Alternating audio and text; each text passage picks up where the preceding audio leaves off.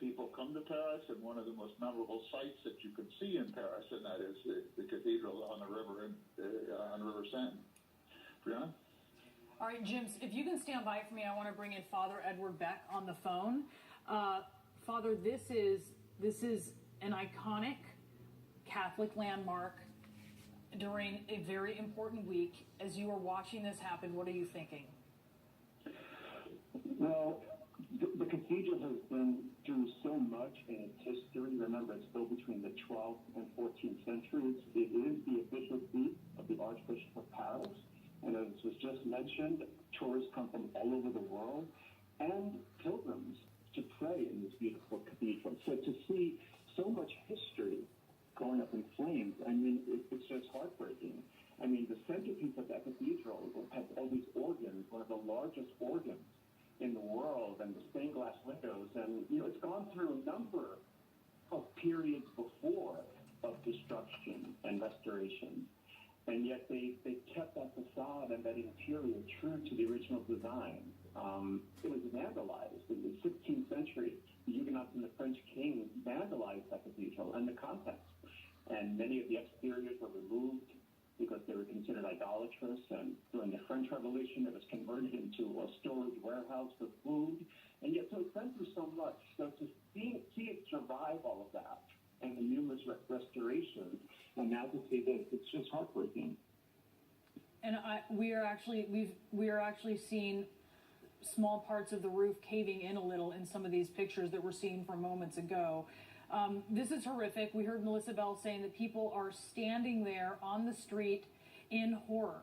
It is after 7 p.m., but this is the height of rush hour there in Paris. And as you were describing, Father, just the contents of the church, the organ, we heard from our Hadass Gold, just the beauty of everything inside and the significance, the historical significance of everything inside of this church. How concerned are you about the safety of people who may have been inside? Well, again, I have not heard anything about how it even started or who was inside, but I mean, you mentioned the historical nature of it. The architecture of that cathedral is one of the first examples of the use of those flying buttresses. And, you know, the statues and those stained glass windows are just renowned.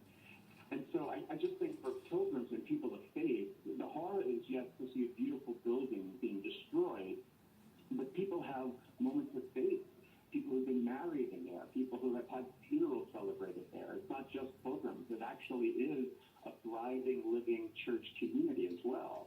And so I think the horror is added to because it has this otherworldly divine significance for people. And, you know, as recently as, I believe it was 1991, there was a restoration program, and that continued, and they continued cleaning it, and in 2014, the lighting was updated. So it's been a project over all of these centuries to keep the beauty of that cathedral and try to restore its beauty when it started to, in some way, fade.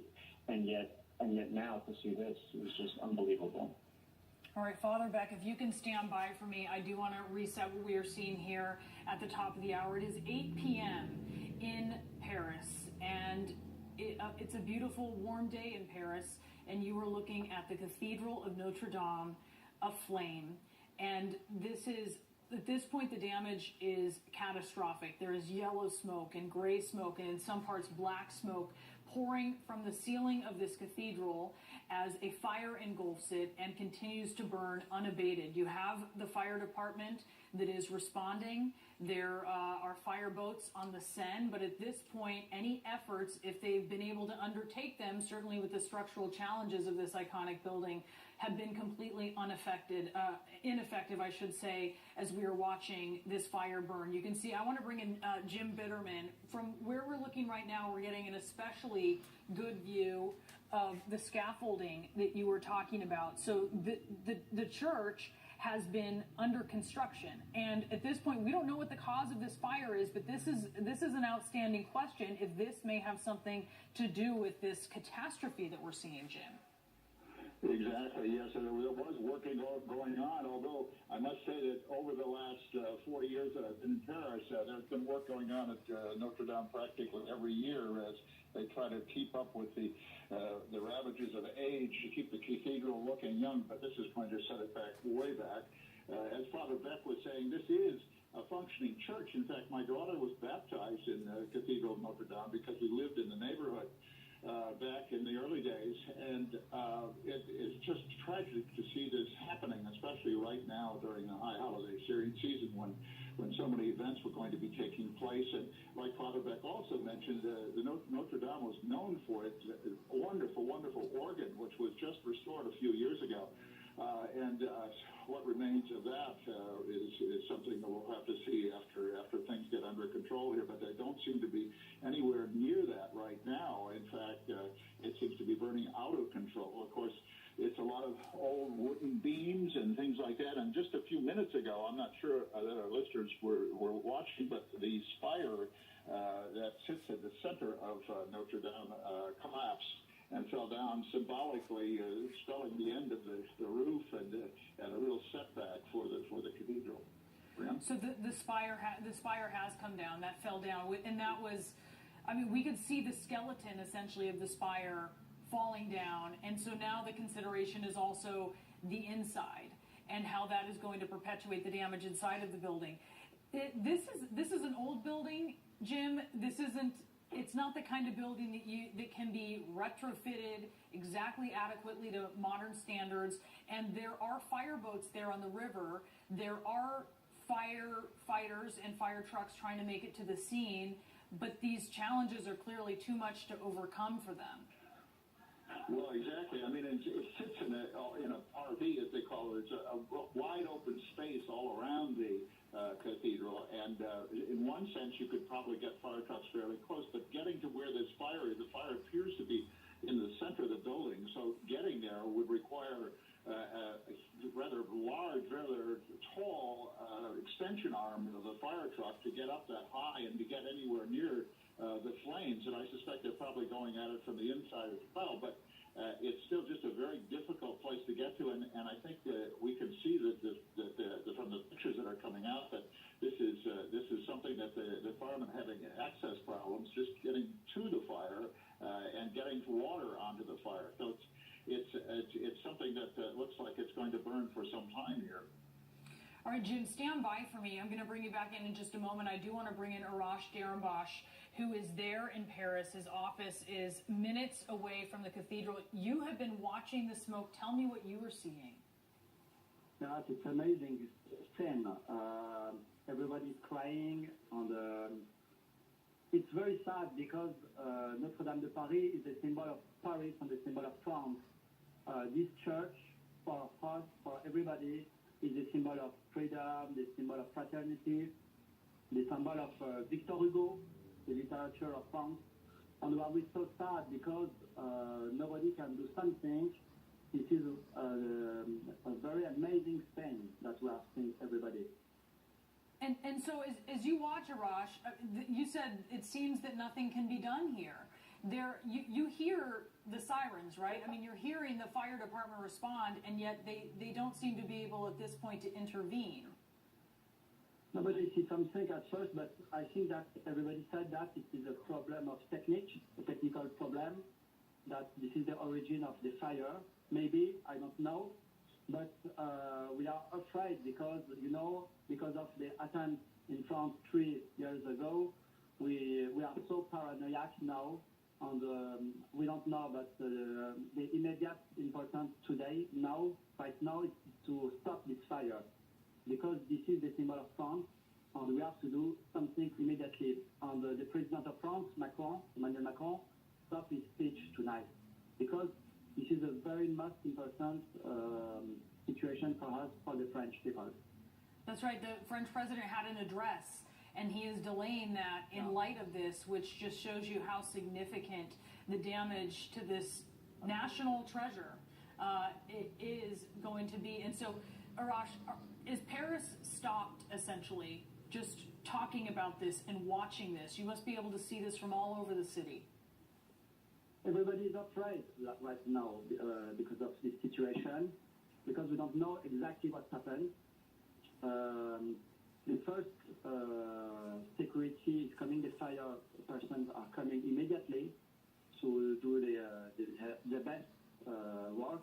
I and everybody hope that they will stop this fire, because the lot of parts of the church could be maybe a breach, and we are very sad to see that. Very, very sad, and we are afraid. And we're frightened, yes. What are you afraid of?